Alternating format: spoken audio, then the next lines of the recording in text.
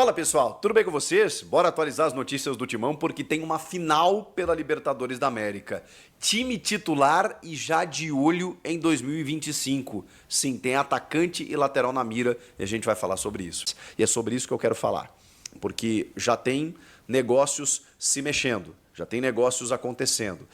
O lateral esquerdo Wendel, do Porto, ex-Bayer Leverkusen, ex-Grêmio, atual seleção brasileira, vem sendo convocado constantemente, ele está na mira de alguns times do futebol brasileiro. Ele tem contrato com o Porto até junho de 2025 e pode sair de graça, né? Se você firmar um pré-contrato com ele agora no final do ano. Talvez até com uma rescisão antecipada e aí ele possa vir no começo da temporada brasileira, que seria o ideal. O Corinthians já sondou a situação do jogador, vindo de graça você gasta apenas com luvas, né? Não gasta para tirá-lo de algum clube, o Corinthians tem feito muitos negócios assim, mas o São Paulo já se interessou e é uma carência que o São Paulo tem na lateral esquerda. O Grêmio gostaria de repatriá-lo, né? Ele vem do Londrina sucedendo o Alex Telles. O Grêmio promove o Alex Telles, né, vindo do Juventude. O Alex Telles faz uma temporada brilhante em 2013, é vendido. Chega o Wendel no início de 2014, vindo do Londrina por indicação do Luxemburgo. Ele começa 2014 e em seguida, no meio do ano, ele já é vendido para o Bayer Leverkusen, de tão bem que ele foi. Fica 7 temporadas no futebol alemão e chega no Porto. E agora, né, no final de contrato, pode retornar ao futebol brasileiro, e o Corinthians entrou na briga para contratar o lateral esquerdo. Brilhante lateral, tá? Ele não mostrou na seleção, em poucos jogos aí, né, o que ele corresponde, o que ele rende. Desde o seu surgimento, um jogador muito, muito, muito técnico, inteligente, vai à linha de fundo. Eu sou fãzaço do Wendel, seria um golaço se o Corinthians conseguisse contratá-lo. E o outro é Jefferson Soteldo, o venezuelano, o baixinho bom de bola, que hoje está no Grêmio, emprestado pelo Santos. A situação do Soteldo é a seguinte: o Corinthians sondou a situação do Soteldo, buscou informações, por quê? Porque ele precisa retornar ao Santos ao final dessa temporada. O Grêmio tem a opção de compra, mas no valor de 5 milhões de dólares, segundo a jornalista Gisele Campbell, ele não deve fazer, o Grêmio não deve exercer. Porque o Soteldo oscilou bons e maus momentos, teve um problema de comportamento em alguns momentos, tem digamos assim, um apreço do Renato Portaluppi em relação ao futebol do Soteldo, mas o Renato não deve continuar. Então, nessa indefinição, o Grêmio não deve exercer nesse valor. Acho até que se o Grêmio conseguisse negociar com o Santos por um valor menor, o Grêmio conseguiria comprar o Soteldo e ficaria com ele. Mas 5 milhões de dólares, 30 milhões de reais é um valor que o Grêmio não pode despender por um único jogador. O Grêmio enfrenta ainda algumas dificuldades financeiras, e tem uma folha de pagamento altíssima e vai depender também do novo técnico, tem muita coisa para acontecer. O fato é que ele volta para Santos. E como no Santos ele se inviabilizou porque ele não quis disputar a Série B, ele pode ser negociado e o Santos vai querer os mesmos 5 milhões de dólares. O Corinthians estaria disposto a pagar 5 milhões de dólares pelo Soteldo. 30 milhões de reais. Mas vou falar um negócio para você, tá? Eu sou fãzaço do Soteldo. Ele é jogador que resolve jogo, ele ganha jogo. Você bota a bola no pé dele, ele vai para cima. Ele é um jogador de rara técnica jogando no futebol brasileiro. Eu ainda apostaria muito no Soteldo.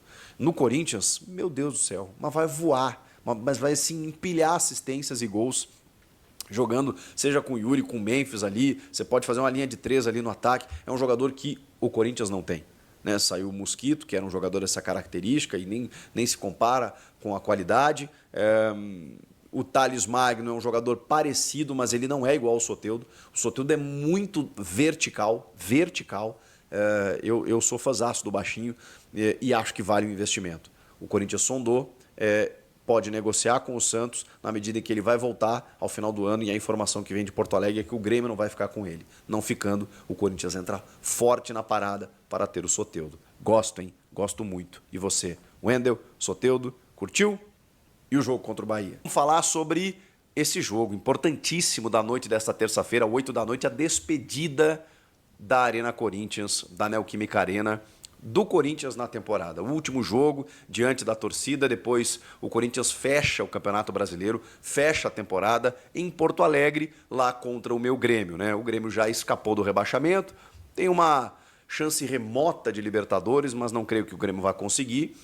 O mais provável é uma vaga na Sul-Americana e o Corinthians até pode já garantir a sua vaga na Libertadores nessa penúltima rodada, dependendo de outros resultados. Mas o fato é que Grêmio e Corinthians se enfrentam na última rodada e, como eu previa e queria, um amistosinho, né? Pode ser que um ou outro tenha um objetivo ali, mas felizmente deu tudo certo. Ninguém rebaixou ninguém, ninguém soltou a mão de ninguém. E a última rodada vai ser só observando, já projetando, já fazendo algumas observações.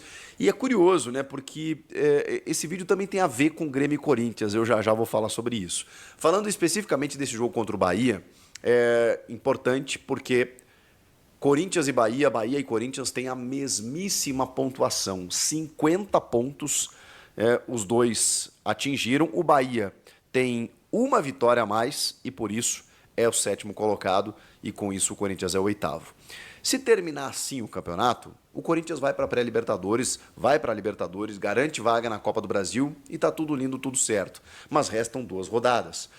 O Corinthians pode terminar em 7º ou em 8º. Aí tem uma diferença de premiação ao final do campeonato. É questão financeira. É a única diferença, porque os dois vão disputar a pré-Libertadores. A questão é que os dois, tanto Bahia quanto Corinthians, são ameaçados pelo Cruzeiro e apenas pelo Cruzeiro, porque o Vitória ele tem 5 pontos. Que campanha do Vitória, né? 10º colocado, tem 5 pontos menos que o Corinthians hoje. Daria para tirar nessas 2 últimas rodadas, mas vai depender de tropeços assim hercúleos, né? Tanto do Bahia quanto do Corinthians, e o Vitória teria que vencer os seus 2 jogos. Então, o Vitória tem o Flamengo fora na última rodada, né? O Flamengo fora. E na 37ª, o Vitória tem o Grêmio em casa, né? Então, assim, o Vitória ainda tem chances matemáticas, mas especificamente sobre o Cruzeiro. O Cruzeiro, ele tem o Palmeiras já na próxima rodada e na última ele finaliza com o Juventude fora. É uma tabela complicadinha. E o Cruzeiro não está ganhando de ninguém, né? A verdade é essa, o Cruzeiro do Fernando Diniz. Então, o que pode acontecer? Se o Corinthians vencer o Bahia, ambos com 50 pontos, o Corinthians vai a 53. Iguala, inclusive, em número de vitórias, vai a 14 vitórias. Mas ele passa o Bahia, né? 53 a 50. E aí, se, vamos supor, o Grêmio vence o Corinthians na última rodada, né? O Corinthians perde o seu jogo e o Bahia vence o seu jogo também. Ambos chegariam com 53, só que aí o Bahia passaria no número de vitórias, né? E aí, mesmo assim, acho que se garantiria em 8º. Então tá tudo certo. Vamos para o Cruzeiro. O Cruzeiro, se ele perde para o Palmeiras o jogo é quarta? É terça ou é quarta? Deixa eu só confirmar aqui, que eu já me perdi de tanto jogo aqui e tal. É quarta-feira. Então, o Corinthians joga contra o Bahia. O Corinthians vencendo, ele vai a 53. Se o Palmeiras vencer o Cruzeiro, ele já matematicamente garante a vaga. Por quê? Porque aí o máximo que o Cruzeiro pode alcançar na última rodada são 52 pontos. E o Corinthians já terá chegado aos 53. Então, assim, o primeiro passo para o Corinthians já garantir essa vaga é vencendo o Bahia nessa terça-feira. Até porque eles estão ali concorrendo, mas repito, 7º ou 8º, tanto faz. A questão é o Cruzeiro. Então, o Corinthians vencendo o seu jogo depende apenas de si, né? Se ele vencer os 2 próximos jogos, independentemente do que o Cruzeiro fizer, o Corinthians garante essa vaga. Então, por isso que é tido, né, como uma final, como um jogo importante, para o Corinthians, cara, conseguir uma reversão completa da lógica quando a gente falava cerca de um mês e meio atrás, quando o Corinthians estava dentro da zona do rebaixamento. E hoje nós estamos falando de um Corinthians que pode chegar na Libertadores da América. Olha que loucura, gente. Olha que loucura o que aconteceu. Bom, são 7 vitórias seguidas, né? Podendo chegar na 8ª, que seria um recorde absoluto nesse campeonato e em muito tempo. Então, até por isso, o jogo tem uma mobilização diferente. Não tem como descolar esse jogo da terça-feira do que aconteceu na segunda-feira no Parque São Jorge. A mobilização intensa da torcida, das principais organizadas, para impedir, pelo menos numa forma de protesto, numa forma de manifestação, um golpe político que estava sendo feito para retirar o presidente Augusto Melo. Já falei aqui a respeito de muitas né, nuances de todo esse processo, da liminar do Augusto, já tem um vídeo aqui no canal falando sobre isso, da votação do impeachment que foi adiada, mas a mobilização do torcedor, dando um respaldo a essa diretoria, indica que nessa terça-feira, provavelmente, isso continuará. Porque ficou muito claro, pelo menos diante de tudo que foi dito até agora, de que os conselheiros eles não estavam, pelo menos, não estou dizendo a maioria, né, mas especialmente o presidente do Conselho Deliberativo, Romeu Tuma Júnior, não estava preocupado com o clube, em zelar pelo clube, como é a função do Conselho Deliberativo. Ele estava querendo o caos, o tumulto, e ele conseguiu, porque a torcida se mobilizou para justamente protestar contra uma palhaçada que estava sendo feita. Claro, né, que o inquérito vai continuar, as investigações continuarão, mas até elas serem concluídas, até tudo ser concluído, não fazia sentido nesse momento. O torcedor deu um voto de confiança muito grande para o Augusto Melo e continuará fazendo isso nessa terça-feira, especialmente em busca de uma vitória, para que o Corinthians termine o ano numa calmaria, o que não acontecia há muito tempo. E com uma projeção para 2025 muito melhor da que se imaginava e da que se tinha nos últimos anos. Então, o jogo ele tem a ver com isso também. É uma tranquilidade no aspecto político, é uma projeção para 2025 positiva. Vocês vão lembrar a última vez que Corinthians e Bahia se enfrentaram na Neoquímica Arena pelo Campeonato Brasileiro. Foi um 5-1 nas vésperas de uma eleição que derrubou a Renovação e Transparência. Então esse jogo é muito simbólico. É simbólico que Corinthians e Bahia se enfrentem justamente no dia seguinte a uma votação de impeachment que foi adiada por conta de uma liminar e por conta de um processo absolutamente golpista e político para derrubar o presidente que ascendeu ao cargo, derrubando essa sequência de gestões aí do antigo grupo político que comandava o clube durante muito tempo. Vejam só, naquele momento, me pareceu muito claro que o Corinthians, não estou dizendo que os caras entregaram aqui o jogo, mas foi muito clara a apatia dos jogadores sendo dominados por um Bahia que, cara, flertou com rebaixamento. E o Corinthians foi dominado dentro de casa pelo Bahia, às vésperas do pleito. E o pleito derrubou, naquele momento, do Írio Monteiro Alves, né? No caso, o candidato da situação, André Negão. E o Augusto Melo acabou sendo eleito.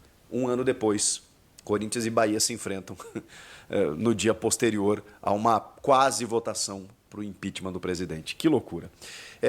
O time vai ser titular, o Ramon Dias vai colocar a campo todo mundo, o mesmo time que começou contra o Criciúma, e com uma nova formatação que está me agradando muito, que tem os dois zagueiros, o Gustavo Henrique e o André Ramalho, os dois laterais, o Mateuzinho e o Matheus Bidu, e o meio de campo com o Ranieri na abertura do meio. Bom, ele deu um passe maravilhoso para o Yuri Alberto quando ele perdeu o gol no começo do jogo lá em Criciúma. O Ranieri com aqueles dois vértices de meio-campistas de muita qualidade, Breno Bidon e André Carrilho, Rodrigo Garro na ponta do losango, Memphis e Yuri Alberto no ataque. Timaço para conquistar uma vitória sobre um Bahia oscilante, claudicante, que tem tido muitas dificuldades no campeonato e que estava, né, há muito tempo sem vencer, 7 jogos, até que venceu o Cuiabá fora de casa na última rodada. Mesmo assim, não vem jogando um futebol confiável e o Corinthians tem sido, quando eu falei numa sequência interessante, é porque o Corinthians é mais time, ou tem jogado melhor, do que todas essas equipes aí que a gente citou nos últimos tempos e que o Corinthians acabou vencendo. Então, assim, até o Palmeiras. O Corinthians acabou vencendo até o Palmeiras dentro de casa, rasgando, né, um tabu que já durava 3 anos, porque tem qualidade, porque investiu, porque contratou, porque o time encaixou e porque o Ramon Dias realmente está fazendo uma excelente reta final de campeonato. Eu já falei aqui, vou repetir, eu realmente me desagradei muito com as decisões dessa comissão técnica nas Copas, da maneira como eles rifaram as Copas, porque eu percebi ali possibilidades reais de títulos, tanto na Copa do Brasil, especialmente na Sul-Americana. A maneira como o time se comportou, para mim, foi inadmissível. Então, eu fiquei com aquela sensação de que, no momento crucial, a comissão técnica não soube o que fazer. É fato que você tinha outras preocupações, que naquele momento o Corinthians ainda não havia escapado real do rebaixamento, não estava numa tranquilidade como hoje está, e as Copas talvez tenham atrapalhado um pouco o foco, né, o direcionamento e propriamente dita a campanha, né, no Campeonato Brasileiro. Nesse momento a gente vê um time voltado apenas para o Brasileirão, de um time que... Fiel torcida, prestem muita atenção no que eu vou falar agora. Hoje é dia de guerra, hoje é dia de decisão, hoje tem Corinthians e Bahia passando na sua telinha, só que eu quero falar agora sobre essa grande informação que acabou de sair, dando conta de que o Corinthians já tem 2 contratações engatilhadas para a próxima temporada.